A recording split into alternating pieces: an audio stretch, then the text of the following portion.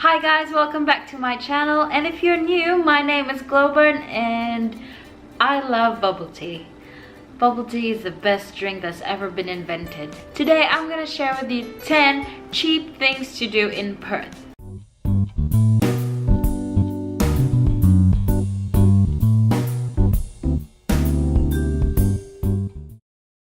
Australia is an expensive country to travel to. Everything here is expensive. I'm not sure why, but I believe it's because of the country's location. It's hard to get things to and from this country, so it is quite on the expensive side.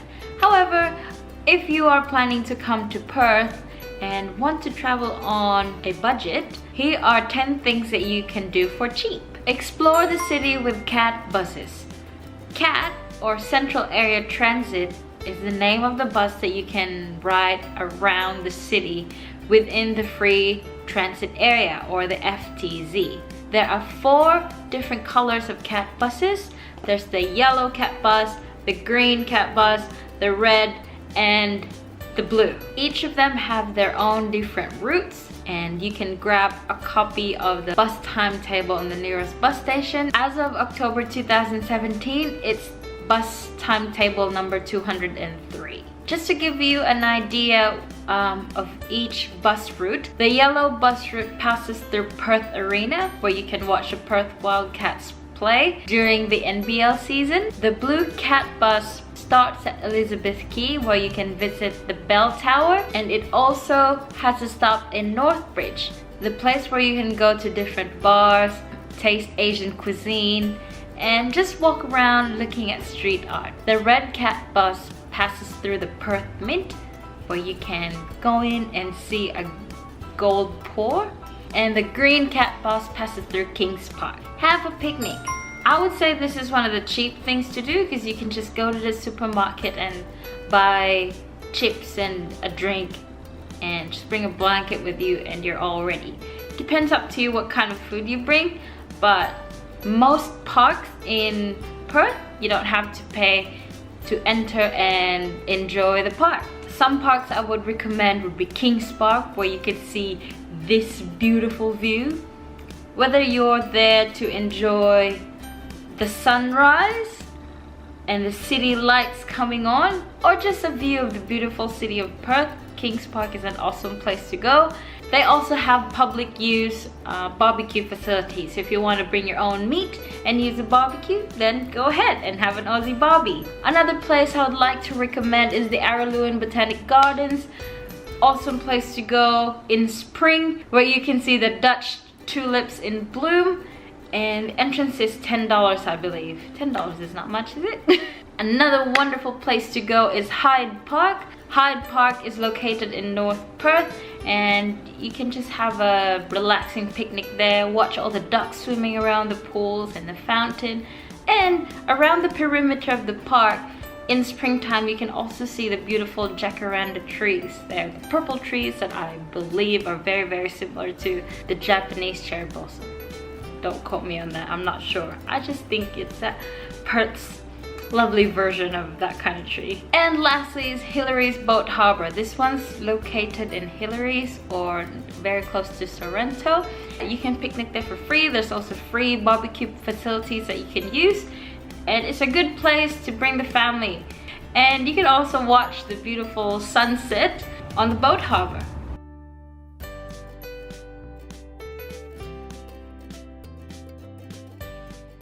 Next cheap thing to do in Perth is go to the beach.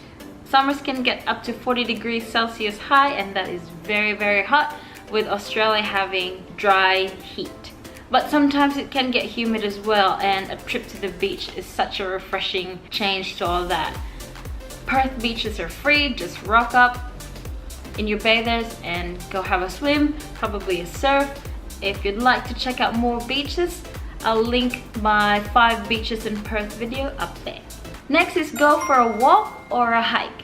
When you are visiting a new place, it's always nice to relax, but let's not forget to keep ourselves healthy. At Kings Park, there's a walk called the Law Walk. Check out the video up there to see the awesome views and awesome terrain that you can walk on.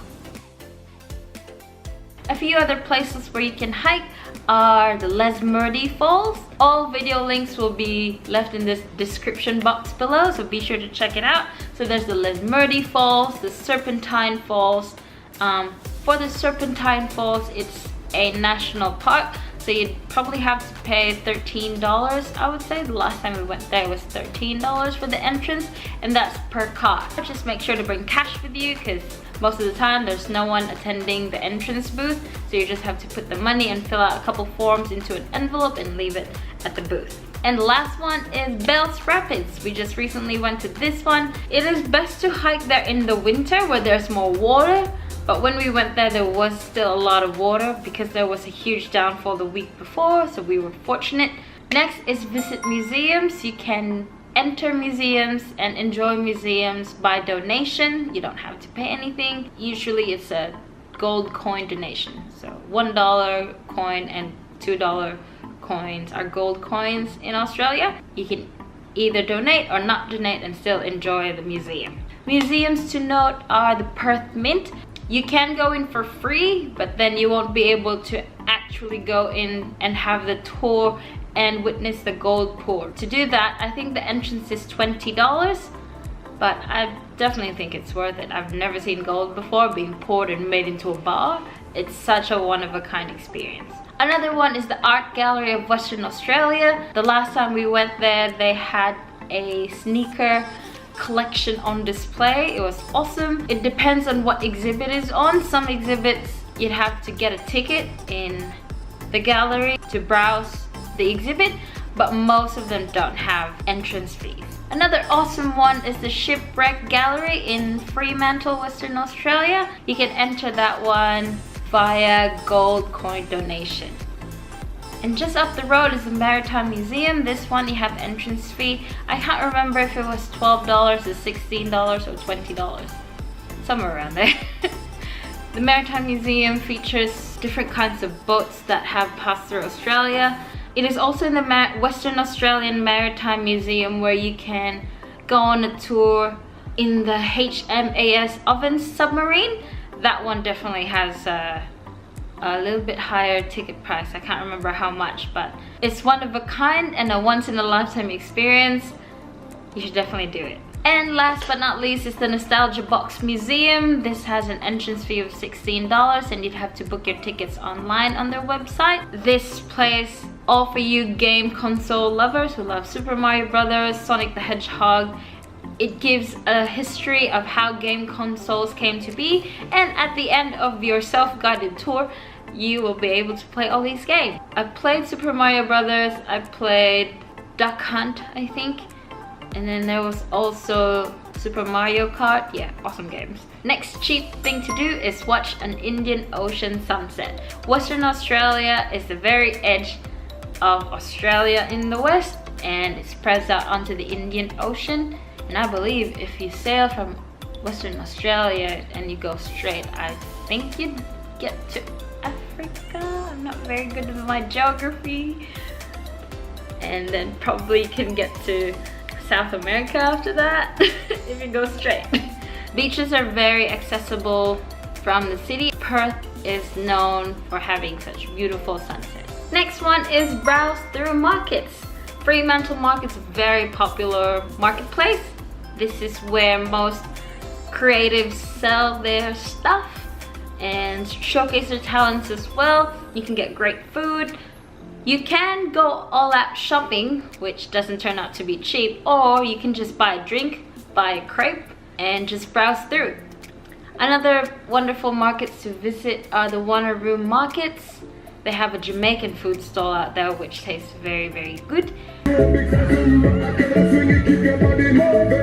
And they also have a Filipino supermarket there, which is kind of my favorite place to go. Next one is visit the kangaroos and koalas in Yanchep National Park. Again, it's a national park, so you'd have to pay $13 per car entrance. Or if you are planning to go on a road trip and going to different national parks, you can buy a month pass for, I think it was $22 or $44. I can't remember how much it was exactly, but as long as you have that pass, you can go to any number of Western Australian national parks on your road trip.